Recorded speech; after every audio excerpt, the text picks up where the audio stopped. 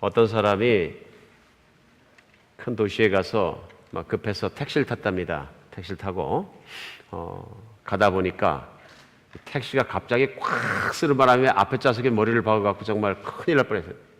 보니까 주차를 하는 주차 빌딩에 떠서 차가 한 대 나왔는데 젊은 사람이 차를 나오면서 택시가 직진하고 있는데 막 그 앞을 꽉 들어서 그냥 찍 하고 꺾어서 그냥 급속도로 가니까 얼마나 놀랐는지 몰랐다. 근데 그 사람이 더 놀랐던 건 뭐냐면 택시 운전하고 택시 운전 기사 하시는 분의 태도였다 그래요. 택시 운전하는 운전기사가 씩 웃고 말더래요. 자기 막 화가 나서 죽겠는데요. 그래서 택시 운전사 대신에 자기가 막 한참 동안 육두문자로 막 욕을 해줬대요. 젊은 사람이 뭐 어쩌고 저쩌고 해서 욕을 막 퍼댔겠죠. 택시 운전사 보고 화가 안 나십니까? 그러니까 뭐 화가 안 나게 하겠습니까? 그런데 왜 그 쓰레기를 다 퍼 담으십니까? 그러더라고요. 무슨 말씀입니까? 그랬더니 지금 그렇게 차를 운전하고 나간 젊은이는 세상 쓰레기인데 자기가 쓰레기 같은 인생을 살기 때문에 쓰레기 같은 태도로 쓰레기 같은 모습을 보이는 건데 왜 그 사람이 세상에 화나고 세상이 자기 마음대로 살아가는 쓰레기 같은 처세를 하는 걸 당신이 퍼담습니까? 그러더래요. 참 그래서 그 이후로 자기가 느낀 게 너무나 많았다. 택시기사한테 참 큰 것을 배웠다 자기가. 우리는 택시 운전하면서 하루 종일 이렇게 운전하고 다니기 때문에 그런 거 이렇게 반응하면 제가 완전 쓰레기통 되버려. 집에 들어가면 쓰레기통에 들어가게 됩니다. 정말 우리 인생이 그런 것 같습니다. 살다 보면은 나도 모르는 사이에 내가 무엇을 주워 담았느냐에 따라서 그런 그릇이 됩니다. 내가 정말 선하고 아름다우고 하나님 말씀을 잘 담는 그릇이 되면 하나님의 선하고 깨끗하고 하나님 쓰임받는 그릇이 되고요. 세상 사람들이 버리는 그 쓰레기 같은 걸 다 주워 담으면 쓰레기통이 되는 것입니다. 사람이 쓰레기통이 되느냐 하나님의 그릇이 되느냐 하는 것은 바로 선택 앞에 매일매일 놓여있는 문제입니다. 데살로니가 전서를 묵상하다가 데살로니가 전서 6장 21절로 22절에 보면 아주 짤막한 한 줄의 말씀이 나옵니다. 그 말씀이 저에게는 아주 그 레마처럼 이렇게 꽉 붙잡혔어요. 그게 뭐냐면 범사에 헤아려 좋은 것은 취하고 악은 모든 모양이라도 버리라. 그러니까 이 하나님 한 줄의 말씀이 저에게는 아주 특별하게 느껴졌어요. 그리고 우리 신앙인들이 하나님이나 하나님의 자녀들이 세상을 살아가는 정말 그 모양이 뭐냐면요, 어떤 그릇이 되냐 하는 것이죠. 그래서 하나님께서 우리 로마서 말씀이 지난주에 끝났습니다만은 정말 키가 되는 말씀이 뭐냐, 로마서 8장 28절에 하나님은 모든 것을 합력하여 선을 이루시는 하나님의 뜻을 이루신 분인데 그 뜻이 뭐냐면 우리가 예수님을 닮게 하는 거예요. 닮았다는 얘기는 뭐냐면 우리의 그릇이 예수님의 그릇을 닮아가는 것이죠. 예수님이 이 땅에 계시면서 하나님 아버지의 모든 뜻을 다 이루어드리고 순종했던 것처럼 우리가 양순하고 깨끗한 그릇이 돼서 하나님의 뜻이 다 일어나는 그릇이 되는 것, 이게 하나님의 예수의 형상을 담는 것입니다. 껍데기를 담거나 뭐 그런 모습이 아니고요, 하나님의 말씀에 전적으로 순종해서 오는 우리 새로운 성품이 우리를 몸에 담게 되는 것이죠. 근데 그렇게 되기 위해서는 범사의 모든 것을 다 헤아려서 좋은 것은 담고 나쁜 것은 버려야 한다. 그래서 이번 주에는 여러분과 제가 새로운 시리즈 말씀을 대하게 됩니다. 그래서 이 말씀이 전체 시리즈의 키가 되는 기둥 같은 말씀인데요, 이 말씀을 붙잡고 하나님, 좋은 것을 담고 나쁜 걸 버리게 하여 주시옵소서. 우선은 우리 안에 있는 그 나쁜 것을 버리는 시간이 됐으면 좋겠습니다.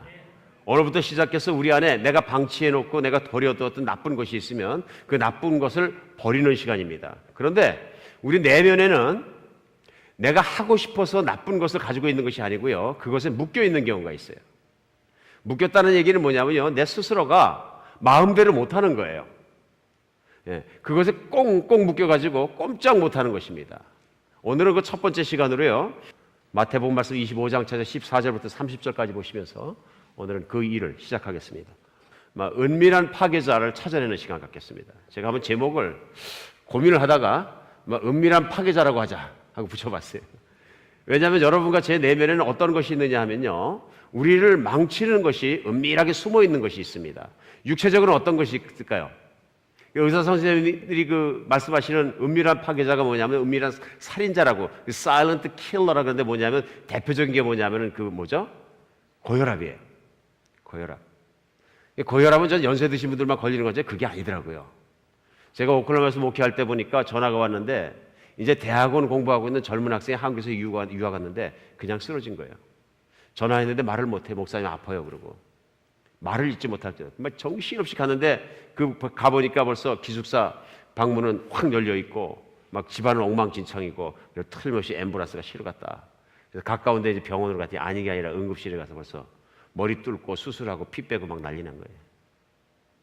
그 몸이 뚱뚱한데 스트레스를 받으니까, 그러니까 공부를 열심히 하다 보니까 운동 안 하다 보니까 살찌고, 살찌니까 스트레스 받았으니까 이제 그 피가 막 솟고 하니까 이게 터져버린 거예요. 내 속에서 터져버리니까 막 응급 환자가 돼서 난리가 나고, 그렇게 급하게 수술하고 중환자가 됐는데 불구하고 한 6개월간을 반신을 못 쓰게 돼가지고 이렇게 꼬부라들더라고요. 보니까 젊은이도. 진짜 30도 안 된 젊은이죠. 얼마나 안타까웠나 몰라요. 이 젊은이가 그냥 제가 신방 가서 기도해주면 그 병실에서 우는 거예요. 목사님, 제가 이렇게 될 줄 몰랐습니다. 이 젊은 나이에. 장가는 어떻게 하면 좋대요? 근데 그 와중에 장가 걱정하고 있는 거예요. 그래서 장가는 다음 일이고 걱정하지 마라. 몸부터 나야 될 거 아니냐 했더니 앉아가지고 기도하고 치료받고, 그 친구도 진짜로 6개월간 리헵센터 들어가서 운동을 어마어마하게 하고 뚱뚱했던 살이 다 빠져버리고 교회에 나타나는데 지팽이 짚고 쩔뚝쩔뚝하고 나왔어요. 그만해도 얼마나 감사한지 모른다 그랬어요. 나중에 또 다른 6개월 후 훈련받고 이제 많이 성성해져서 뭐 지금은 좀 많이 괜찮고 정상인 생활을 합니다 하고 제가 이메일을 받은 기억이 나는데요. 젊은 사람도 고혈압이 오는 줄 모르는 거예요. 뭐라 그러냐면요, 목사님, 저는 고혈압이라는 거 생각도 안 해봤습니다. 꿈에도 생각 안 해봤습니다. 조용히 들어와서 한 사람을 쓰러뜨리는 거죠. 말씀하는 거 보니까, 의사 선생님 말씀하는 거 보니까 암도 똑같대요. 내 몸에 암세포가 평균적으로 몇 개가 있는데 거기에서 100개가 더 생겨서 알면 어떻게 해요? 바로 치료하죠. 조기에 발견하면 치료할 수 있어요. 그런데 모르고 있으니까 벌써 몸에 이상 증상이 있어 병원 가서 했을 때는 뭐 말기래나 뭐 한 달 남았대라 그런 얘기 맨날 보통 듣는 얘기잖아요. 조용히 들어와서 우리의 생명을 뺏어버린 존재들이 있는 거예요. 은밀하게 들어왔어요. 영적으로 같은 것이 있습니다. 정신적으로 같은 것이 있고요. 나도 모르는 사이에 조용히 들어와서 자리를 딱 잡고 결국은 그것이 나를 묶어버리고 내 자아를 묶어버리고 나의 인생을 정말로 하나님이 기뻐하시는 모습에서 슬퍼하는 모습으로, 정말 하나님의 축복의 모습으로 저주의 모습으로 끌고 가는 힘이 있습니다. 오늘 첫 번째 시간 첫 번째 것을 우리 끊어버리기 원합니다. 우리 안에 은밀히 들어와서 우리를 영적으로 묶이는 건 뭐냐면요, 게으름입니다. 우리를 은밀하게 들어서 파괴시키는 존재는 뭐냐면요, 게으름입니다. 이 게으름을 끊어버리지 않으면, 게으름을 뽑아버리지 않으면 뭐 세상 정말로 개벽을 해도 하나님 칭찬 못 받습니다. 왜냐하면 오늘 하나님 말씀이 그렇게 말씀하시는 거예요. 예수님께서 마태복음 25장에 보면은 마지막 때가 돼서 예수님이 이제 정말로 제자들에게 마지막 날에는 이런 일이 일어나리라 하면서 모든 현상들을 설명해 주십니다. 그 중간에 갑자기 그렇게 마지막 날이므로 너희가 이렇게 살아라 해서 내려주신 말씀이 뭐냐면요, 달란트 비유예요. 그러니까 달란트 비유를 예수님이 말씀해 주신 이유는 뭐냐면요, 마지막 때이기 때문에 마지막 때를 사는 사람의 태도는 이렇게 살아야 된다 하는 그 태도를 명확하게 말씀해 주신 거예요. 그렇기 때문에 우리는 그냥 달란트 비유 내가 아는 것이다 하고 생각할 것이 아니고, 우리 예수님의 진의를 발견해가지고 그 말씀대로 살고 찾아가는 것이 우리에겐 얼마나 중요한지 모릅니다. 오늘 한번 우리 예수님의 말씀에 따라서 우리 곰곰이 생각해보는 시간 되었으면 좋겠습니다. 이 달란트 비유, 우리가 알고 있는 마태복음 25장 14절은 이렇게 시작합니다. 또 어떤 사람이 탁으로 갈 때 그 종들을 불러 자기 소유를 맡긴 같으니 각각 그 재능대로 하나에게는 금 5달란트를, 하나에게는 2달란트를, 하나에게는 1달란트를 주고 떠났다. 부자가 있습니다. 비유하시는 겁니다. 예수님이 지금. 비유는 우리가 잘 깨닫고 받아들여야 됩니다. 그러니까 아주 부자가 있는데 그 종들이 3명이 있어서 그 3명의 종들에게 재산을 나눠주고 관리하도록 맡깁니다. 근데 첫 번째 그 종에게는 5달란트, 두 번째 2달란트, 그리고 1달란트. 근데 어떻게 나눠줍니까? 각각 그 재능에 따라서. 그 얘기는 뭐냐면요, 5달란트 맡은 자는 5달란트를 갖다가 관리하고 운영하고 충분히 거기서 돈을 남길 만한 능력이 인정되는 자라는 얘기입니다. 그러니까 그 능력에 따라서 5, 2 하나씩 나눠줍니다. 그리고 먼 나라로 오랜 기간을 떠나게 되는 것입니다. 이 스토리는 이렇게 시작합니다. 우리가 이제 이해해야 되는 것은 이 금 1달란트라는 게 엄청나게 큰 돈이에요. 그래서 제가 계산해 봤더니 금 1달란트가 예수님 시대에 그 환산을 하면 얼마짜리 돈이냐 하면은 한 사람의 임금이 한 데나리온인데요. 금 1달란트는 6천 데나리온입니다. 그러니까 노동자가 6천 날을 노동해야 벌 수 있는 돈이에요. 14년이 넘는 거죠. 그러면 쉽게 계산하기 위해서 오늘날 하루 100불을 번다고 생각하면은 계산이 쉬워지죠. 그럼 6,000달란트니까 얼마가 되죠? 60만 불이 되는 겁니다. 60만 불. 그러니까 5달란트를 받은 사람은 300만 불의 돈을 맡긴 것이고요. 2달란트 받은 사람이 120만 불의 돈을 맡기고 관리하도록 맡기고 가고요. 1달란트는 60만 불을 맡기고 간 것입니다. 오늘 우리 인생에도 하나님이 우리에게 이렇게 맡긴 것이 있다는 것을 우리가 알아야 됩니다. 생각해 봐야 합니다.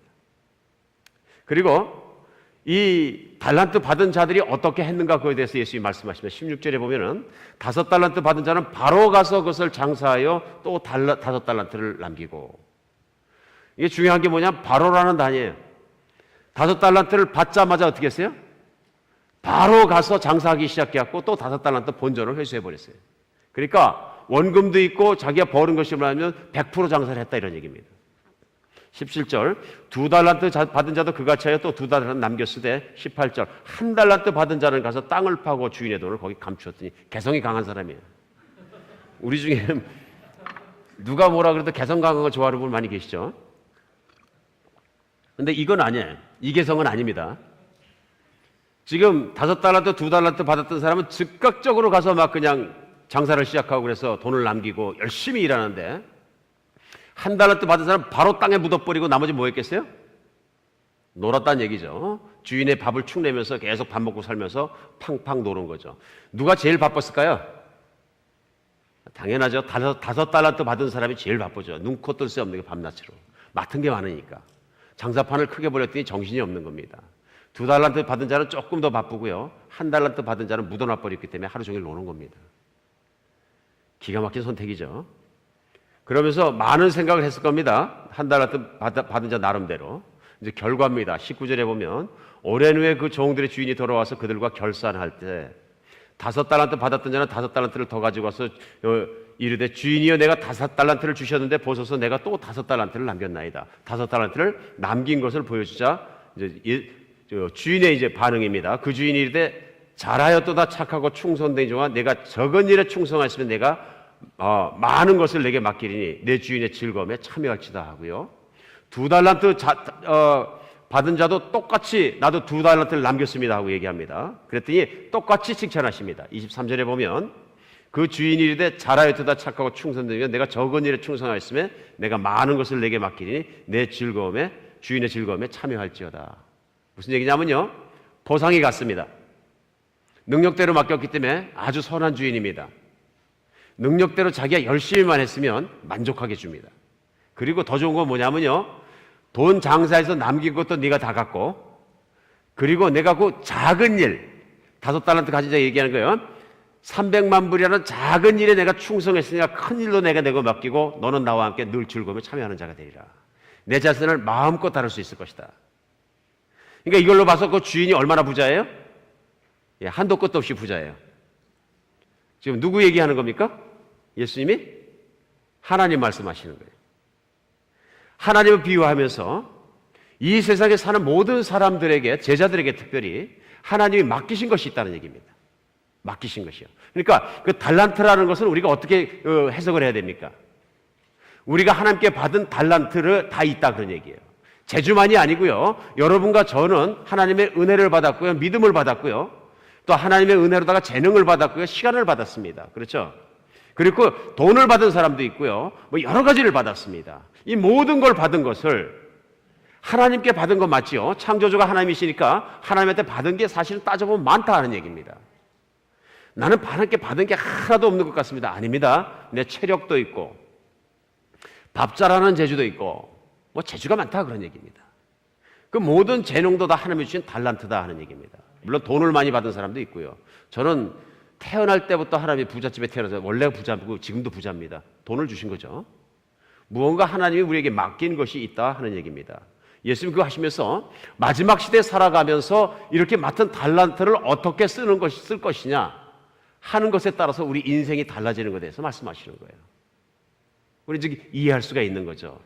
그래서 이 땅에 사는 인생 동안에 내가 받은 달란트를 가지고 열심히 정말 하나님의 뜻에 따라서 살아서 이 세상에서 하나님의 영광을 드릴 사람, 그래서 정말로 그 달란트로 말미암아서 좋은 일들을 많이 한 사람들, 이런 사람들은 칭찬을 받고 달란트 꽁꽁 묶어서 다 싸먹겨서 그냥 묻어놔버리고 아무것도 안 하고 평생을 먹고 놀고 즐기는 데 다 써버리면 예수님 오실 때 혼난다, 그런 얘기입니다. 그런 얘기죠. 자, 이제 한 달란트 받은 자가 남았습니다. 24절에 한 달란트 받은 자는 와서 이르되 주여 당신은 굳은 사람이라 심지 않은 데서 거두고 해치지 않은 데서 모으는 줄 내가 알았으므로 두려워하여 나가서 당신의 달란트를 땅에 감추어 두었나이다. 벌써 당신의 것을 가지셨나이다. 한 달란트 가진 자가 땅에 묻은 걸 가져가서 주인에게 얘기합니다. 내가 주인을 알고 있는데 주인 당신은 주로 뭐 장사라거나 이래서 돈을 남기는 분이 아니라 다른 사람한테 가서 돈을 뺏는 사람입니다. 그렇기 때문에 내가 혼날까봐 그대로 당신 또 무서워가지고 숨겨놨다가 그냥 그대로 갖고 왔습니다. 주인을 잘 모르는 거죠. 저를 잘 몰라서 그런 게 아니라 자기의 게으름에 대해서 즉각적으로 핑계를 대는 것이죠. 내가 만약 당신 돈을 내 돈처럼 쓰고 장사를 하고 또 만약에 잃어버리면 어떡합니까? 내가 큰일 나는 거 아닙니까? 내 여러 가지 이유를 대면서 내가 그래서 그대로 놨다 그대로 드렸습니다. 그런 겁니다. 주인의 답변입니다. 26절. 그 주인이 대답하여 이르되 악하고 게으른 종아, 나는 심지 않은 데서 거두고 해치지 않은 데서 모으는 줄 내가 알았더냐. 그러면 내가 마땅히 내 돈을 취리하는 자에게 맡겼다가 내가 돌아서 이 원금과 이자를 받게 했을 것이라. 뭐라고 부릅니까? 악하고 게으른 종아. 여기 문제가 있는 겁니다. 오늘 예수님 뭘 짚고 싶으신 거예요? 악하고 게으른 종과 같이 되지 마라 하는 얘기. 악하고 게으른 자가 되지 말아라. 모든 악은 그 모양이라도 버리고 우리가 모든 선은 그 모든 것을 우리가 담아야 되는 그릇이 된다는 거예요. 그래서 그 결과로 어떻게 처분하시냐면요, 28절에 보면 그에게 그 한 달란트를 빼앗아서 10달란트 가진 자에게 주라 그러십니다. 여기에서 하나님의 복에 부익부 빈익빈이 일어납니다. 기가 막힌 일이요. 10달란트 가진 자는 이미 많습니다. 5달란트를 맡기고 열심히 일해서 10달란트가 됐는데요. 그래가지고 최소한 우리 주인이 5달란트 본전은 나한테 내놓고 5달란트 장사나고 네가 가져라 그럴 줄 알았는데 그게 아니고 잘 들으셔야 됩니다. 10달란트 네가 다 가져라. 그리고 옆에서 잘못한 사람 거 한 달란트 빼서 그것도 넣어줄게. 그리고 네가 그렇게 작은 것에 내가 충성했으니까 이 세상 사람들의 작은 일에 충성해 내가 큰 거 너에게 줄게. 내가 온통 너에게 다 맡겨줄게. 이게 하나님의 축복의 법칙입니다. 축복의 법칙입니다. 열심히 하고 하나님께 잘하면 잘하고 하나님 말씀을 따라 살면 살수록 복이 나오고 복을 받으니까 더 열심히 하고요. 더 열심히 하니까 더 복을 받고요. 이게 계속적으로 어떻게 됩니까? 선순환하는 겁니다. 복이. 이게 복이 없는 사람은 계속 악순환합니다. 하나님 말씀을 안 들었으니까 복을 못 받고 복을 못 받았으니까 더 반항적으로 변하고요. 더 반항적이니까 어떻게 됩니까? 더 복을 못 받고요. 계속 악순환하는 것입니다. 이 모든 게 우리 앞에 있습니다.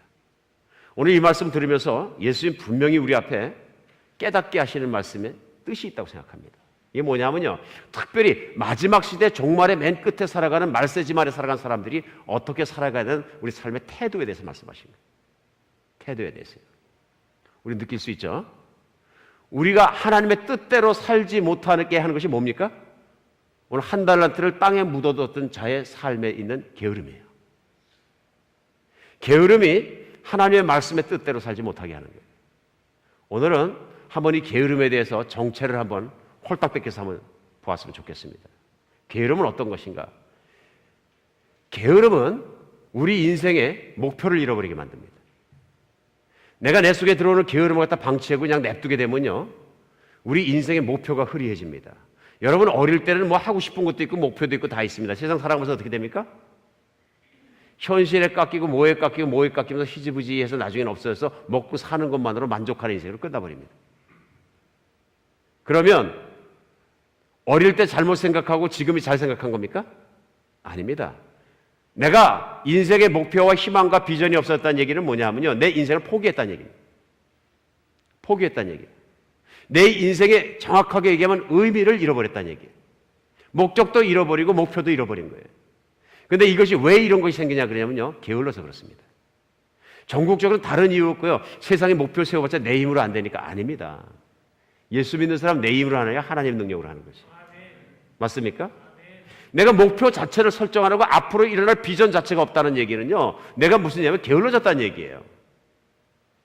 현실에 만족하는 현실 만족주의가 아니다, 그런 얘기입니다. 제가 미국에 이민 와가지고 살면서 아이들 때문에 이민 온 우리 대다수의 우리 그 살아가는 형제들, 자녀들 키우는 모습 옆에서 보면서 가장 지금 우리 자녀 때문에 통탄하는 문제는 무슨 마약 때문에 쓰러지고 무슨 뭐 그냥 다른 것 때문에 쓰러지는 그것보다 더 심각한 문제가 뭐예요?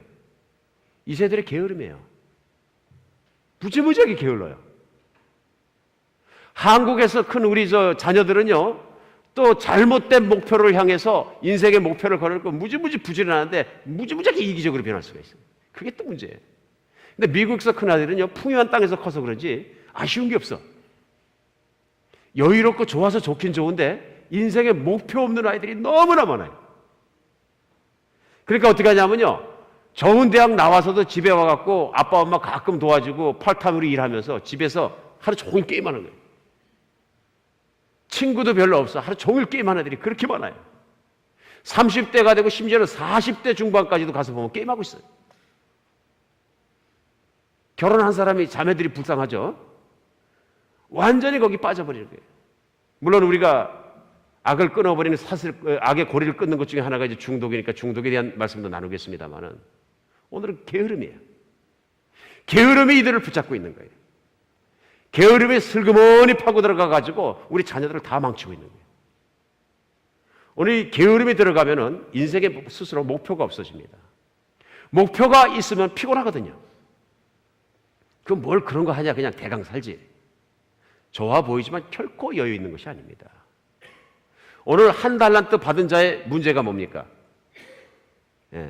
스스로 땅에 파다 버리고 일거리를 만들지 않는 것입니다. 이것이 여러분과 제 안에 있는 게으름을 용납한 인생의 자세가 아닌가 한번 생각해 봐야 합니다. 물론 하나님이 주신 분복을 만족하며 매일매일 살아가는 것 중요한 일입니다. 중요한 사고방식입니다. 그러나 중요한 것은 하나님을 믿으면 하나님을 믿기 때문에 희망과 목표와 본질적인 목적이 생겨야 합니다. 이 땅에 사는 것은 잠깐이고요. 예수 그리스도께서 부활하셨다는 얘기는 무슨 얘기냐면요, 예수님이 어느 때나 말씀대로 재림하실 수 있고 그때부터 재림하시면 우리에게 진짜 인생이 시작된다는 믿음이에요. 그리고 우리 안에 꿈이 있는 게 뭐냐면요, 교회가 꿈이 없으면 망합니다. 꿈이 있는 게 뭐냐면요, 예수님이 재림하신 게 우리 꿈이고요, 그 이전이라도 하나님의 나라가 이 땅에 임하는 게 우리 꿈이에요. 그렇죠?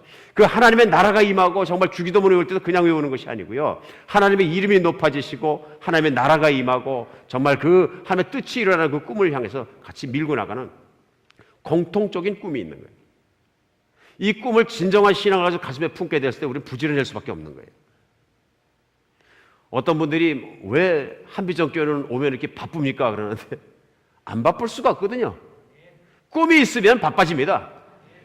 근데 그것이 야망일 때는 이것이 사람을 죽이지만 하나님의 꿈을 품었을 때는 바울처럼 바빠지는 줄 믿으시기 바랍니다. 어떤 의미에서 제가 가끔 이제 어떤 분들 조금 이제 경건서적 읽으시고 그래가지고 뭐 특별히 이제 어떤 신학 교수였는데 어떤 분처럼 무슨 정신병동에 들어가서 한 사람만 붙잡고 대표적으로 뭐 그 사람을 돌보다 보니까 그리스도의 길을 터득했다 하는 영성의 책을 많이 읽게 되면 약간 이렇게 뭐라 그러나요? 조금 이렇게 생활도 슬로우해지고 그러면서 영성의 생활을 가장 중요한 도로 딱 들어가는 것, it's okay. 묵상하는 삶 다 좋은데요.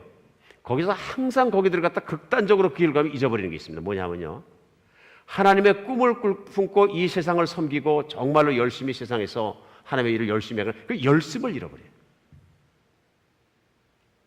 우리 한번 생각해 봐요. 복음서를 통해서 모든 서신서를 통해서 예수님과 예수님의 제자들의 삶이 부지런하고 정말 열심히 세상을 사는 삶이었습니까? 아니면 그냥 산속에 들어가서 한 사람만 붙잡고 그냥 계속 묵상하는 삶이었습니까? 한번 생각해 보시겠어요? 우린 누구를 닮아야 합니까? 예수님을 닮아야 하고 베드로를 닮아야 하고 바울을 닮아야 하고 이런 단순한 모델과 샘플이 이미 나와 있는 것입니다. 우리 현대 감상주의나 현대 감성주의에 우리가 빠져들어가서는 그것도 문제가 있는 거예요. 그렇죠? 경계해야 될 것들입니다. 오늘 우리에게 중요한 건 뭐냐면요, 위대한 인생은 위대한 꿈이 만들어냅니다. 예수님의 제자는 예수님이 위대하신 것처럼 위대한 사람들입니다.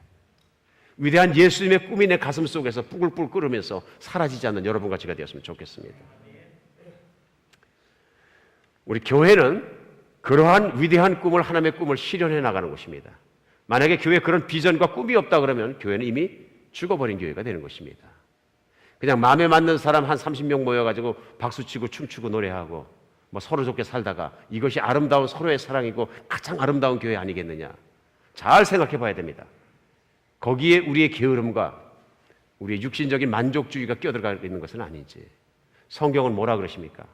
그 험한 세상을 나가서 힘들면서도 수많은 도전에도 불구하고 뚫고 들어가서 하나님 나라 없는 곳에 나라를 세우는 사람들, 하나님의 정말 복음의 길이 없는데 길을 뚫어내는 사람들, 그래서 전 세계에 있는 복음이 들어가던 인프라스트럭처를 모든 항만과 도로와 모든 것을 닦아내는, 영적으로 닦아내는 사람들, 이런 사람들이 하나님의 사람들이잖아요.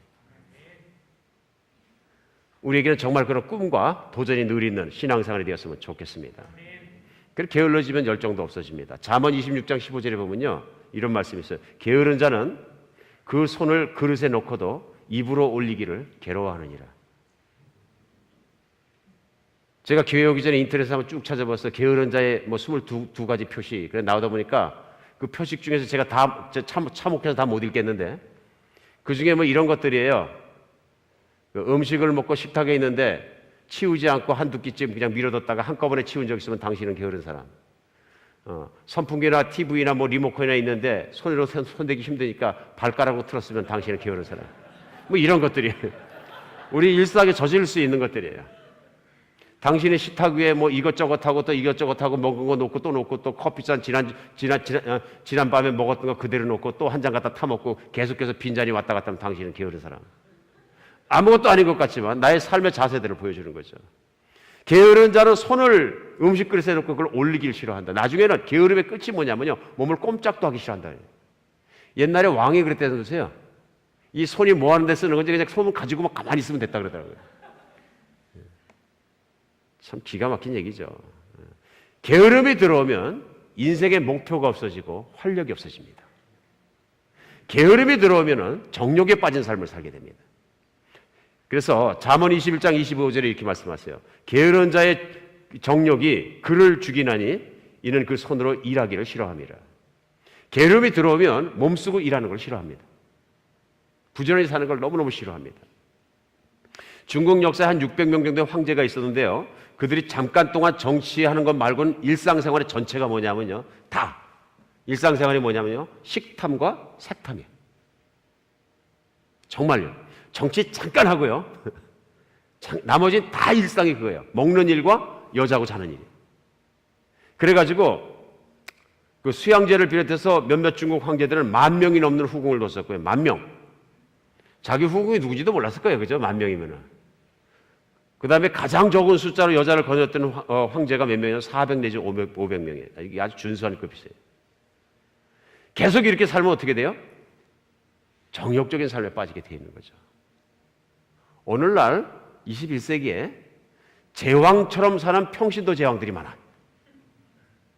옛날에 수양제도 못 썼던 물건을 쓰고요, 수양제도 못 먹었던 음식을 먹고요, 수양제도 못 살았던 집에 살아요. 수양제도 요즘처럼 95도 100도가 넘어가는 날씨에 서늘하게 만들어 놓은 집에서 에어컨 틀어놓고 시원한 얼음물 마시면서 아이스크림 먹으면서 여름 같지 않게 지낸 황자는 없었어요. 무슨 얘기냐면요, 10,000명의 후궁을 두었던 수양제 이상으로 오늘날 우리 문명의 이기가 우리에게 갖다주는 편안함으로 말미암아서 그 황제보다 더 게을러지고 더 정욕적으로 될 가능성이 우리에게 있다는 얘기. 있습니까? 없습니까? 있습니다. 문명의 이기가 우리에게 다 준 것이 뭐예요? 결국은 우리가 안락함에 빠지게 하고 게으르게 하고 나태하게 하고 움직이기 싫게 하는 거예요. 이러니까 이것이 문제가 되는 것입니다. 게으르면 결과가 뭐냐면요, 정욕에 빠집니다. 세상이 문명이 발전하고 정말 집에서 밥을 해야 되고 모든 일을 해야 될 걸 기계로 하고 배달해서 먹고 다 하게 되면 남은 시간 뭐예요? 남은 시간에 하나님을 섬기고 열심히 신앙생활을 그렇게 살아가는 거죠. 그 시간에 그 달란트들을 써가지고 시간과 모든 걸 써가지고 하나님의 영광과 비전을 쓰면 건강한 사람인데, 가만 내두면 그렇게 쓰는 것이라 보통 어디다 써요? 정욕적인 것과 쾌락적인 것과 자기만족적인 게 쓴다, 그런 얘기예요. 망하는 거죠. 게으름은 정욕적인 삶에 빠지게 합니다. 목표를 잃어버리게 하고 정욕적인 삶에 빠지게 합니다. 세 번째는요, 게으름의 결국은 교만에 빠지게 합니다. 게으른 사람은 교만해집니다. 오늘 한 달란트 받은 사람의 문제가 뭐예요? 이겁니다. 주인이 떠나면, 일하고 있는데 감독하던 주인이 떠나면 제일 먼저 해야 될 일이 뭐예요? 노는 거죠. 당연히 노는 거죠. 감독자가 없어졌는데 매일매일 보고 안 해도 되는데 노는 거죠. 때가 왔다. 주인이 떠나면 사업이 엉망이 되잖아요, 보통은. 그래 못 떠나잖아요. 근데 문제는 주인이 떠난 거예요. 근데 보니까 5달란트, 2달란트 같은 친구 이렇게 보니까 늘 똑똑하고 재능 있고 주인 인정을 받았는데 정신없이 뛰는 거예요. 그럼 1달란트 받은 자가 땅에 돈 묻어놓고 뭐라 그럴게요? 여러분 상상에 맡기겠습니다. 교만해지겠어요? 안 교만해지겠어요? 멍청한 친구들. 머리가 나쁜데 무슨 뭐 재능은 무슨 재능이 있다고. 놀 때 놀아야지. 지금 이때 안 놀면 주인 돌아오면 또 꼼짝 못하는데 언제 놀으려고. 참 한심한 놈들이다. 그러겠죠? 이렇게 게으른 사람은 자동적으로 가만히 있는 게 아니라요, 교만해집니다. 이건 제 말이 아니고 하나님 말씀이에요. 잠언 26장 16절에 보면요, 게으른 자는 선히 대답하는 사람 7보다 자기를 지혜롭게 여기느니라. 게으른 자는 선한 마음을 가지고 정말 지혜롭게 대답하는 사람 7명보다 자기 스스로를 지혜롭다고 생각한대. 주관적인 거죠. 나는 세상에서 제일 똑똑해. 여러분 인생 살아오면서 게으른 사람 가만히 생각해 보세요. 분명히 그런 일이 있습니다. 영적으로 똑같습니다. 영적으로 나태하고 게을러지면 뒷짐지고 일은 안 하는데 비판하고 판단하고 험담하고 뒤에서 가십하기 너무 쉽습니다. 이것도 성경 말씀이에요. 그래서 디모데전서 5장 13절에 보면 사도 바울이 이렇게 얘기합니다. 또 저희가 게으름을 익혀 집집마다 돌아다니며 게으를 뿐 아니라 망령된 편론을 하고 일을 만들며 마땅히 아니할 말을 한다. 그렇죠? 뭐를 익혀서요? 저희가 게으르기 때문에 집집마다 자매들이 돌아다니면서 게으를 뿐 아니라 망령된 편론을 한다. 무슨 얘기냐면요, 편론이라는 얘기는 삐딱하게 본 거예요. 편견을 가지고 있는 거예요. 나는 똑똑하다고 생각하고 진짜 잘 봤다고 생각하는데 아니요, 내가 그렇게 철저하게 믿고 있는 게 뭐냐면 틀린 게 내 편견일 뿐이에요. 내가 생각일 뿐이에요. 그러니까 그 편견을 가지고 있으니까 옆에 사람하고 그냥 수다 떨고 이렇게 하다가 옆에 사람도 편견 가진 사람을 되게 만들고 한 동아리가 돼가지고 전체가 교회에는 전혀 도움이 되지 않는데 교회에 해로운 일만 하고 다니더라고요. 그래서 일을 만들어내고 마땅히 아니할 말을 막 해대면서 계속 교회에 문제만 일으킨 사람이 되더라고요. 어떤 사람이라고요? 게을른 사람들이 이렇게 한다. 진짜 그럼 하나님 섬기는 사람들은 왜 이런 일을 안 해요? Too busy.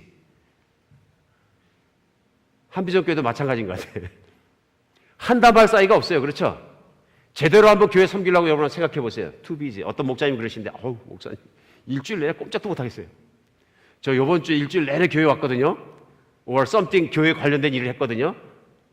그리고 또 이런 거 있어요. 목장이 매주 모인다 그러니까 헉 그러더니 왜 그러냐 그랬더니 목장이 매주 모이면 교회 망합니다. 왜 그러니까 성도들 다 도망갑니다. 안 도망가거든요. 해보시면 모이면 모일수록 좋아지거든요. 부지런하면 부지런할수록 교회가 강해지고요. 잘 몰라서 그래요.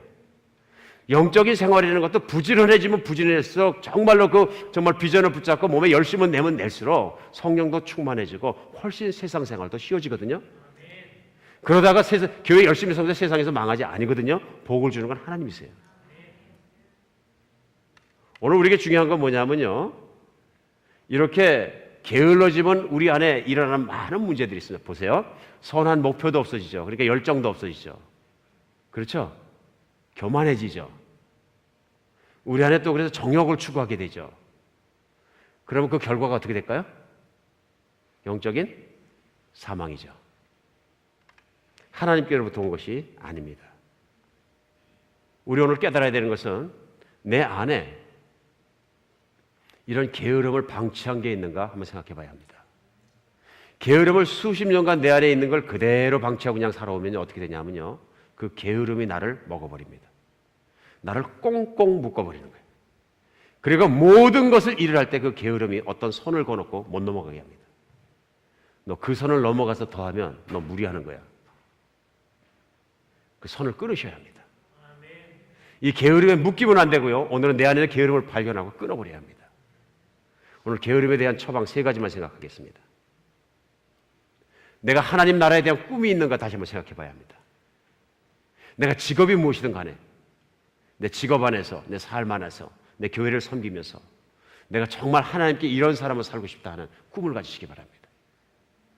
이 꿈이 없어진 건 뭐냐면요, 내 안에 게으름을 용납하셨기 때문에 그렇습니다. 정말로 그래서 불쌍한 건 뭐냐면요, 이 세상을 살아가면서 이 세상을 아무 의미 없이 사는 거예요. 하루하루 그냥 끌려가는 거예요. 세상에 끌려가지 마시고 세상을 다스리시고 세상을 끌고 가는 진정한 그리스도인 되시기 바랍니다. 다른 건 몰라도 세상에 끌려다녀서는 안 됩니다. 내가 게으르면 세상에 반드시 끌려다니게 되어 있습니다. 하기 싫은 일만 골라서 하게 되어 있고요. 내가 꿈과 목표가 있으면요, 하기 싫은 일이 작아집니다. 웬만한 일은 내가 내 스스로 꿈을 따라가는 사람이기 때문에 힘들지 않습니다. 여러분, 쉬운 일을 생각해보다 알잖아요. 제가 생각할 때 이 세상에 제일 저한테 힘든 일 중에 하나가 뭐냐면은, 가족을 따라서 쇼핑 가는 일이에요. 전 세상에서 그것보다 힘든 일이 없고 진짜 하기 싫은 일이 그거예요. 저는 사고 싶은 마음이 제로거든요. 갖고 싶은 마음이 없는데 한 사람은 꼭 사야 될 게 있으니까 고르기 위해서 따라가라 그러면은 나하고 관계없을 때 그거 따라다녀 보면 1시간만 다니고 나면 10시간 걸은 것보다 더 피곤해요. 진짜로 하늘이 노랗게 보여요. 이게 뭐예요? 내가 원해서 내 꿈을 가지고 무엇인가 일을 하는 거하고 내 뜻을 가지고 그것을 추구하는 거하고 끌려대는 거하고 엄청난 차이가 있습니다. 하나님 나라의 꿈을 가지시기 바랍니다. 하나님 나라의 꿈, 진짜 예수님은 살아계시고 여러분에게 드린 모든, 정말로 하나님께서 주신 모든 재능과 재산과 시간과 모든 것을 이용해서 사용해서 하나님이 여러분을 통해서 정말 교회도 세우고 이웃도 세우고 하나님의 뜻을 이루기를 원하십니다. 꿈을 가지고 기도하십시오. 그러면 활력이 생깁니다. 만약에 하나님이 제 마음을 아시거니와 이호셉 목사가 다른 것이 하나님의 정말 주신 어떤 비전이고 다른 것으로 제 안에서 힘이 나왔다면 제가 하나님의 꾸중 듣고 또 들어야 되는 거예요. 그래서 저는 그렇게 생각합니다.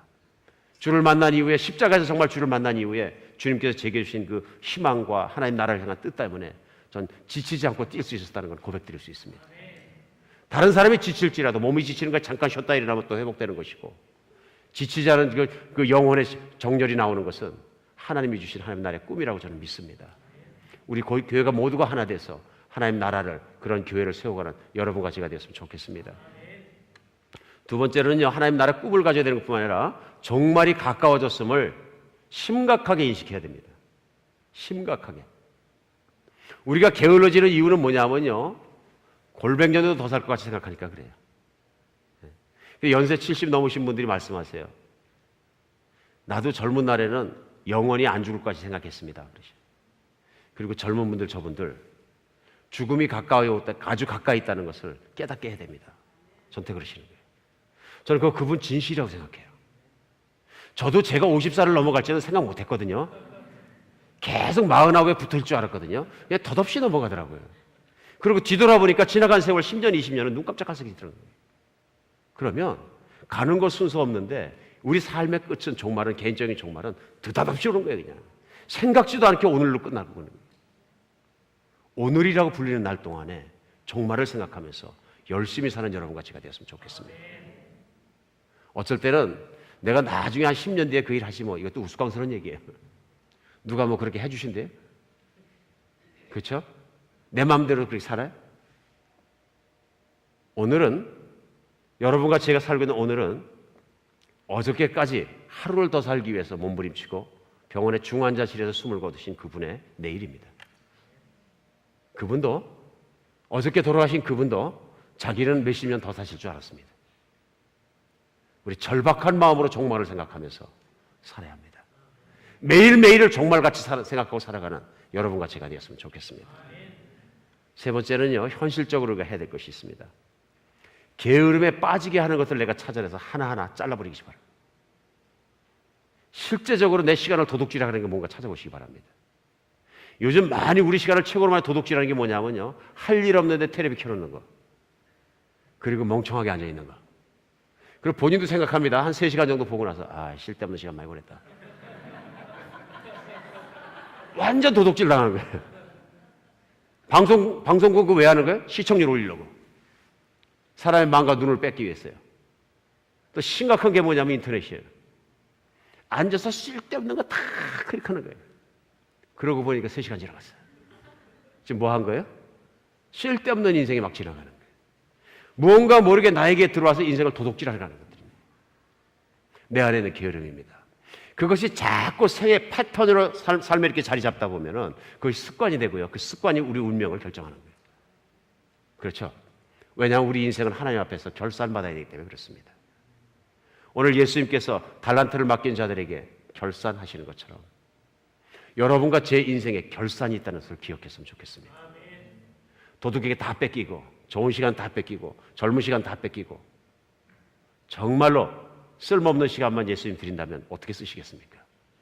사랑하는 여러분, 내 안에 게으름 때문에 하나님 정말 열심을 내지 못하게 하고 게으름 때문에 삶을 열심히 살지 못하게 했으면 하나하나 찾아내서 쓰레기통에 다 던져버리는 그런 주일 되었으면 좋겠습니다. 아무것도 아닌 것 같지만 방치해두면 우리의 영성생활, 우리 인생은 그것 때문에 죽습니다. 아주 은밀한 침입자이고 은밀한 파괴자입니다. 이런 죄가 내 속에 나타날 때 게으름은 죄입니다. 나타날 때 이런 나태함이, 이런 안일함이, 이런 안락함을 추구하는 내 안에는 게으름들이 나타날 때 예수의 말씀을 생각하면서 사정없이 쳐버리는 그런 여러분과 제가 되었으면 좋겠습니다. 저도 노릇하고 잡아당길 때 참 많습니다. 사역 그냥 적당히 하지. 제자 훈련 힘들게 뭐 하나 뛰어다니나. 그냥 다른 목사님처럼 그냥 주일날 설교하고 일주일 쉬지. 별 생각이 다 들어옵니다. 그럼 제가 선포하는 말이 있습니다. 내가 예수 그리스도 이름 명하노니 사단아 물러가라. 사정없이 잘라버리시기 바랍니다. 내 마음에 그런 생각을 품기도 전에 그냥 잘라버리시기 바랍니다. 그럼 매일매일 하나님의 영광을 볼 수 있는 하루하루 우리 서로가 걸어갈 수 있을 줄 믿습니다. 기도하겠습니다.